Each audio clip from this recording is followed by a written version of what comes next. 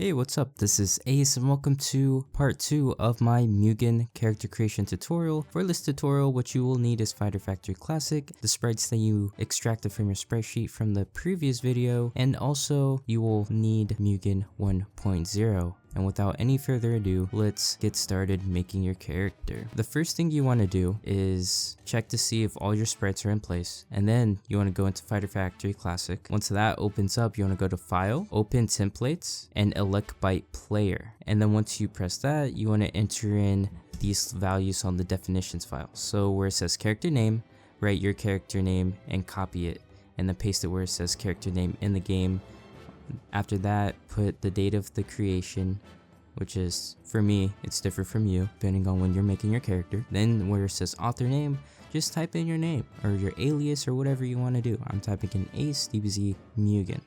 And for the standard palettes order, what I usually do is put 1, 2, 3, 4, 5, separated by commas. And now, with the SFF file name, you want to name this your character name, period, SFF, and it follows the same pattern for the next file names, for the sound file, the air file, and so on and so forth. So just paste in your name, put period SFF, and after that for the sound you want to paste in your name, put period SND. For the air file, put your character name, period AIR. The CMD file, put your character name, period CMD, just like I have it on the screen. One thing to note that for the CNS file name, constants, and the CNS file name states, those will be the same. So just put your character name, period CNS for both of them. And where it says CNS file name common and it has common 1 period CNS, you want to keep that there. Just leave that the same. And where it says ACT or ACT palettes 1 byline,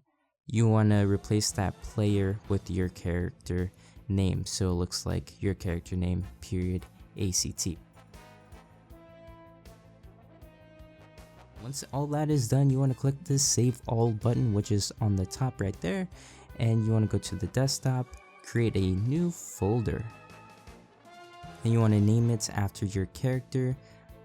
Just paste that in there. Then you want to open up your folder and paste your character name into the file name and click Save. And you want to make sure the shared palette is checked and click OK. Now keep on repeating that process, pasting in your character name and clicking Save.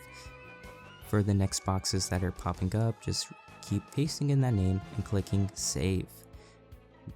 Do this for all of those boxes, and once all of that is done, you have the Elect Byte template right here. Alright, so right here is the CNS file, so you click on that to see all of your CNS file. You click on that button to see your animations, and this one for your sprites. So for your animations right here, you have all your required animations in here.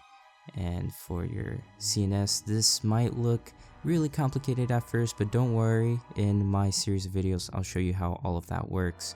Next, in the command file, this is pretty much how all of your moves, or at least most of them, are triggered. This is very important. And next, go to your sound file.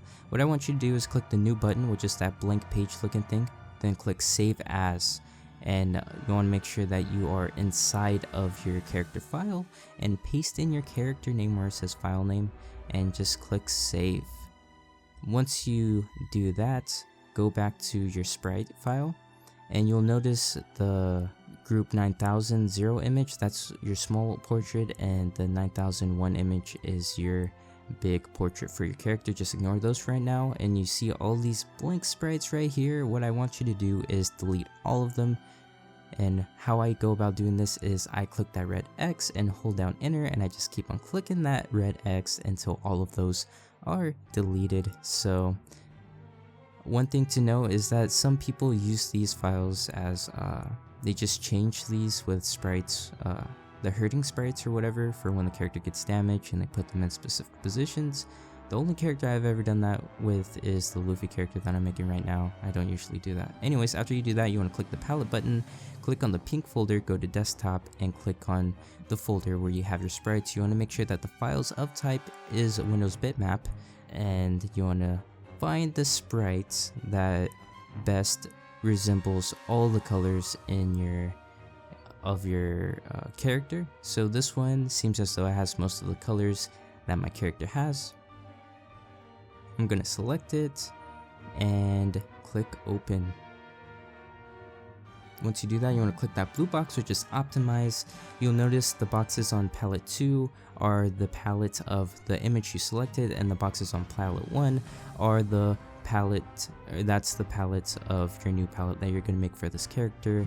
And the tools that are circled under the green outline, those are your selection tools, and under the gold outline, those are your color transfer tools. And what I'm doing here, I am zooming in. I click the eyedrop tool and I clicked on the background, and then I click on the white square on the bottom right corner of palette 1.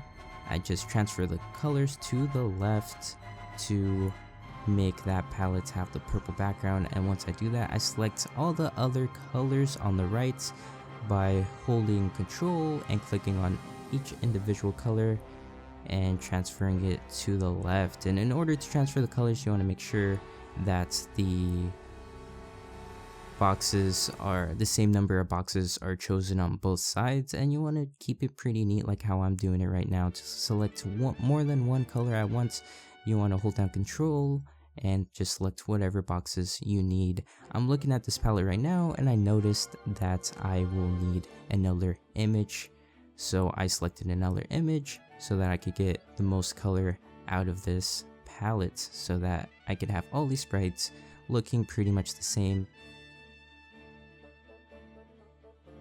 And I think I pretty much have it right here. So what I'm going to do is click the save button, and you want to go find your character folder, open it, and paste your character name in the file name and click save. Once you do that, you want to press the add button. Go to where your sprites are, click the very first image, hold shift and click the last image to select all of them. After you select all your sprites, check that box right there, click on apply the palette to the images, make sure you are in your sprites folder, and doesn't matter what you type in under the file name because of the box you checked earlier, and just click save. Once you're done with that, go to your definition file, scroll down to where it says ACT palettes, paste your character name, put period ACT, go to save all, then go to file, open recent, and your character name.def. And right there you'll notice how the palette on the right looks really weird. You want to go back to where it says ACT palettes, paste in your character name, period ACT, save it all again, close all files, then go to file and open up Venom again. And once you do that, then you have the nice looking palettes on the right. If I'm going a little bit too fast, I am sorry. Just slow down the video, just don't be afraid to pause the video to catch your bearings and just go further along. Now what I want you to do is press the PCX button in the sprite file, and that will bring you to this box. Go to your character sprite box, and you want to make sure that the file types in this box is in PCX, and we are going to be importing our first group of sprites. The group of sprites I'm importing right now are the stand and crouching sprites. So what I'm doing is I'm holding down Control and selecting each individual sprite I want in this group. Where it says group, I will put a number 1. You want to make sure that there aren't any duplicate groups already in your sprite file. And you want to click center bottom, this is how they will be aligned. And then you want to click auto crop, this gets rid of the negative space. And this is how you see how it looks pretty clean now.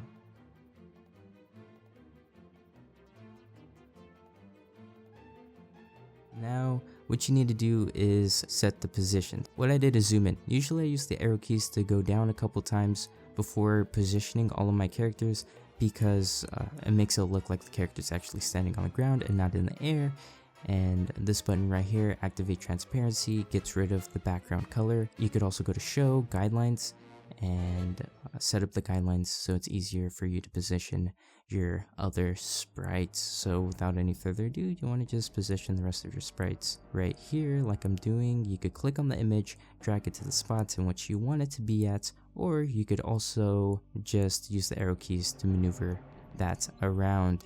Anyways, this concludes the second part of my Mugen character creation tutorials. Hopefully you enjoyed this video and you found it helpful. This is how you begin starting your character.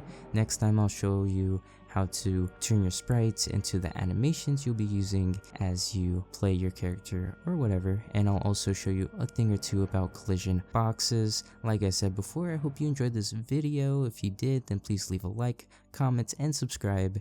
And if you have any questions about what I'm doing, if I'm going a little bit too fast, just let me know in the comments, and I'll be sure for the next video, I'll make it a little bit slower, even easier to understand, and I'll just try my best to produce the best tutorial that I could possibly make. And that's the way the cookie crumbles. This is Ace. Please have an amazing day. Peace.